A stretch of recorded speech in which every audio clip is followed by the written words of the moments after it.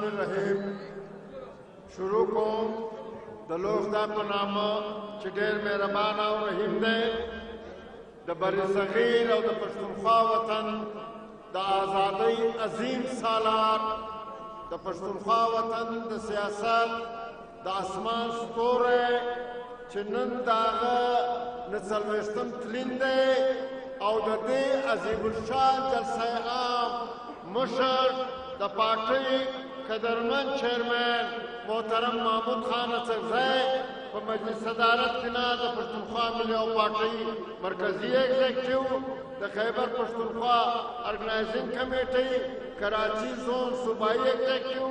د پښتونخوا ملي او پارټۍ جنوبي پښتونخوا صوبایي ایگزیکټیو او ډېرو قدرمنو مشرانو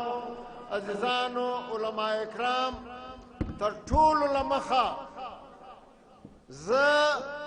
د دې تېرې 15 ورځو د هغه ټولو کارکنانو ته سلام وړاندې کوم چې دوی په کومه ولوله په کومه جذبه د خان شهید د دویم تلین د 2 دسمبره د دې تلین دپاره چې کومه شپه او ورځ پر ځان یوه کړه او نن د دوست هغه سترګې روڼې شوې او دشمن په غوغا دی چې د چا دا تصور چې د خان شهید عبدالصمد خان اڅکزي شهید د هغه قربانۍ د هغه جدوجهد دا پارټۍ به خدای ناکرده په داسې د حملو په شکل کې کمزوره پاتې سوي د هغه ساینس کالج کې چې به خلکو د خان شهید ورځ لمانځله موږ به له هغه ورځ پر دې اعتراض و چې د بر صغیر د ازادۍ سالار او ساینس کالج دا ډېره لرې خبره ده مګر نن په دې ایوب سټیډیم کې چې د کوټې د ټولو پارکو څخه تر ټولو غټ پارک دی نن چې په دې کې انسانان د سیلاب په شکل کې په کوم حال په کومو جلوسو راورسېدل دې بیا یې واره دا ثابته کړه چې د خان شهید فلسفه د هغه نظریه د هغه مبارزه ورځ تر قیامته چې په دنیا کې د افغان پښتون نومي خان شهید به د دې په سر کې 15 خبرې کوم ټایم نه اخم وخت محترم مشر ته ورکو خان شهید ګناه څه وه عزیزانو خان شهید څه غوښتل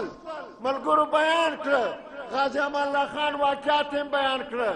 د خان شهید دغه ټوله مبارزه ستړي کلونه په سن 1900 کې پیدا کېدل بیا دی په ګلستان کې په عنایت الله کاریز کې ابتدا کول د مسجد شریفه څخه او له هغه ځای راتګ او مسلسل یو جدوجهد او داسې جدوجهد چې د دنیا د لیډرانو دپاره بشلیرا جوړه سوه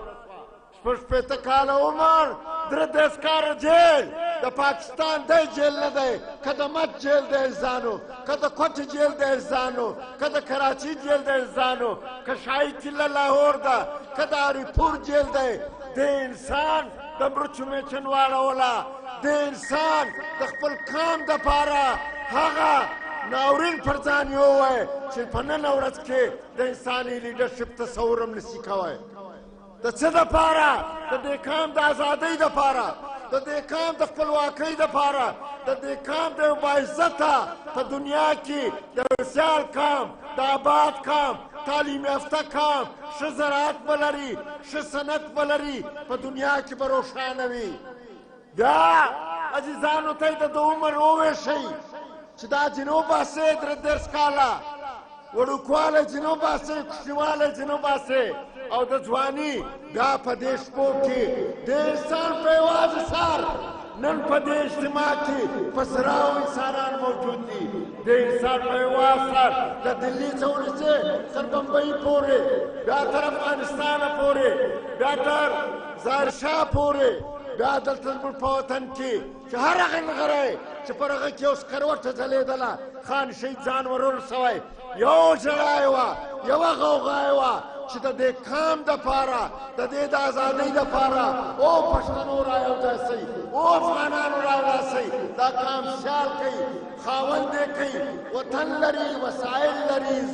ځکه لري کرومایټ لري سنگ مرمر لري د دنیا داسې دولت نشته چې په دې وطن کې نشته مګر دی د دوو وختو د ډوډۍ دپاره دی مسافر دی د دنیا تر ټولو لوی کام مسافر نن افغان پښتون ملت دی په نړۍ کې په ګلوب کې داسې ښار نشته چې نن افغانان په هغه کې مزدوري نه کوي عزیزانو هغه غازي امان الله خان خبره ملګرو وکړه هغه دغه خبره کوله چې بل وطن له مه ځئ خپل وطن آباد کوي د سر په مځکې پر سر باندې د دنیا دولتونه پراته دي هغه چې څرنګه دسیسې وسوې د هغه ځای لارن صاحب فرابیا چې سلطنت عثمانیه یې مات کړی دلته د پیر مکرم شاه په شکل کې رالی افغان پښتون یې ووی غلجه یې ګرانه یې کړی د تاریخ بدترینه وینه یې تویه کړه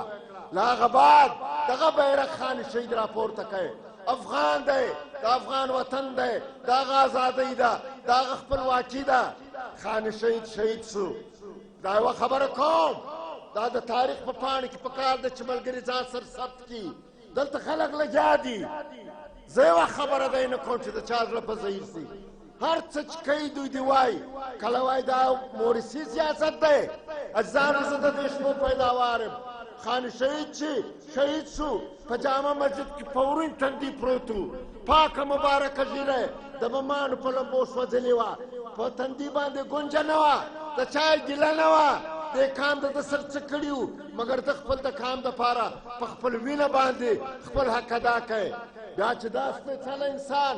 محمود خان چې کله د پارټۍ چیرمین کېدی عبدالرزاق دوتاڼی د دې پارټۍ روحي روا و عزیزانو تاسې ولیدل چې درې شپې درې ورځې موږ ناست وو هېڅ چا دا بار نه وړی ملک غلام سرور یاسین زی زموږ سینیر نایب صدر و عزیزانو د دې باوجود موږ هغه ته ویلې صدارت سنبال کا دې سړي به دا الفاظ کول چې د خان شهید رنګه د عدم تشدد پجاري نن د تشدد شکار شو دا زما د وس خبره نه ده د درو شپو درو ورځو بعد رزاق لالا پر موږ غږ کړه چې راپورته سئ دا په وینو لړلی پټو دا د خان شهید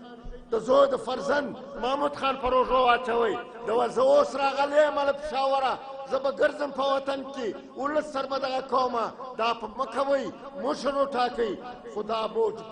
قبول کړئ او بیا تر ننه پورې دا د ګلستان جنګونه دا مرګونه دا بدبختي نن 19 بدۍ دي په ګلستان کې صرف د دې دپاره چې د دې وطن سیاست مرکز ګلستانو دا د خان شهید مسکن دا په لرو بر افغان وطن د بولانه تر چتراله د دې پلوشې په خلکو خورېدلې ازلي دشمن خان شهید شهید کړی او نن ګلستان په وینو لړلی دی او ارمان یې دا دی چې دا سیاست به له مابین ولاړ شي ولمشفه چا خبره کوله چې بیا به دا جلوس دی بیا به دا جلسه دی راسئ نن سترګې خلاصې کوئ راسئ وګورئ دا د انسانانو چې دا کوم سیلاب راغلی دی دا کارکنان چې راغلي دي خلک په دې پارټۍ ته انشاءالله العزیز به ډېره پراخه سي خیبر پښتونخوا به جوړه سي بولانه تر چتراله به جوړ سي دا پښتونستان دا خپلواکي به دغه د خان شهید ورینه او دا زموږ چیرمین محترم محمود خان په مشري کې راځي د ټولو کارکنانو ته یې واره بیا سلام دی آفرین ډېره مننه کور مو ودان ډېره مننه په دې منځ کې